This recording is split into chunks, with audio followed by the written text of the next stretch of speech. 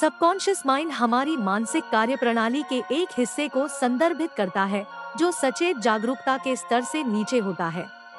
इसमें स्वचालित प्रक्रियाओं, विश्वासों, यादों और भावनाओं की एक विस्तृत श्रृंखला शामिल है जो हमारे विचारों, भावनाओं, व्यवहारों और धारणाओं को प्रभावित करती है, अक्सर हमें उनके बारे में जागरूक हुए बिना।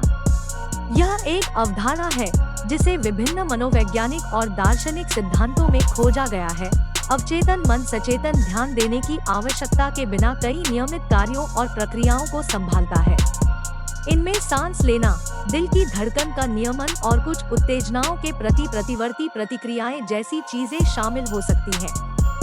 यादें, विशेष रूप से वे जो सचेत जागरूकता के लिए कम पहुंच योग्य होती है, अक्सर अवचेतन मन में संग्रहित होती है। इसमें पिछले अनुभव, सीखा हुआ व्यवहार और समय के साथ बने संबंध शामिल हैं। भावनाएं जिनके बारे में हम सचेत रूप से नहीं जानते होंगे, वे अभी भी सबकॉन्शियस माइंड के माध्यम से हमारे विचारों और व्यवहारों को प्रभावित कर सकती हैं। कुछ भावनात्मक प्रतिक्रियाएं हमारी सचेत समझ के बिना भी उत्पन्न हो सकती हैं कि ऐसा क्यों है। हमारे विश्वास, दृष्टिकोण और मूल्य अवचेतन मन में भी निवास कर सकते हैं। इन्हें अक्सर शुरुआती अनुभवों, पालन पोषण, सांस्कृतिक प्रभावों और कुछ विचारों के बार-बार संपर्क में आने से आकार मिलता है। सबकॉन्शियस माइंड समस्या समाधान और रचनात्मक सोच में योगदान दे सकता है। कभी-कभी अवचेतन प्रसंस्करण की अवधि के बाद समस्याओं की अंतर्दृष्टि या समाधान कहीं से भी प्रकट नहीं होते हैं। ऐसा माना जाता है कि सपने अवचेतन मानसिक गतिविधि का परिणाम होते हैं। वे हमारे अंतर्निहित विचारों, चिंताओं और इच्छाओं में अंतर्दृष्टि प्रदान कर सकते हैं जो हमारे चेतन मन को तुरंत स्पष्ट नहीं हो सकते हैं।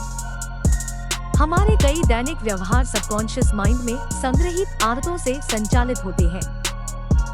इनमें दांतों को ब्रश करने जैसी नियमित गतिविधियों से लेकर कार चलाने जैसे अधिक जटिल व्यवहार तक शामिल हो सकते हैं।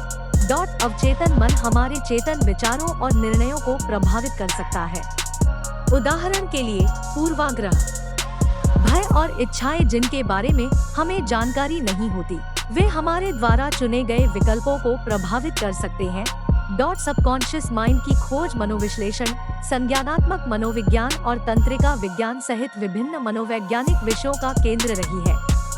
सम्मोहन, ध्यान और चिकित्सा जैसी तकनीकों का उद्देश्य मुद्दों को संबोधित करने, व्यवहार में बदलाव लाने और व्यक्तिगत विकास को बढ़ावा देने के लिए अवचेतन मन तक पहुंच बनाना और उस पर काम करना है।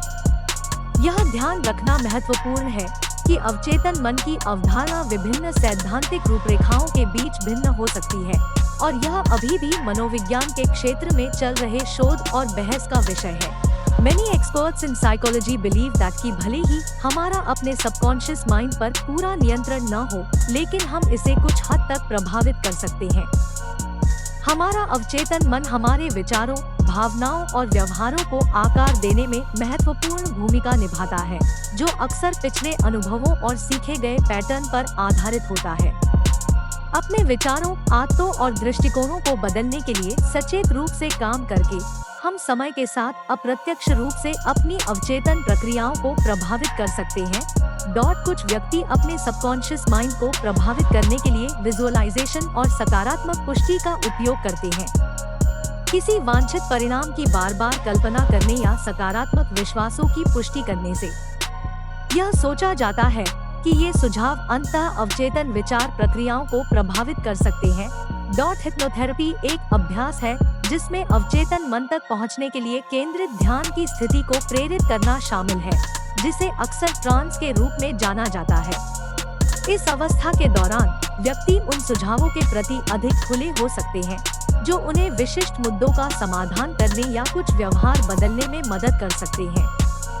हालांकि सम्मोहन की प्रभावशीलता हर व्यक्ति में अलग-अलग हो सकती है।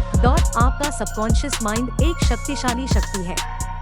यह आपके मस्तिष्क की लगभग 95% शक्ति बनाता है और आपके शरीर को ठीक से काम करने के लिए खाने और सांस लेने से लेकर पचाने और यादें बनाने तक सभी चीजों को संभालता है। जब आप इसके बारे में सोचते हैं तो यह बहुत अजीब होता है।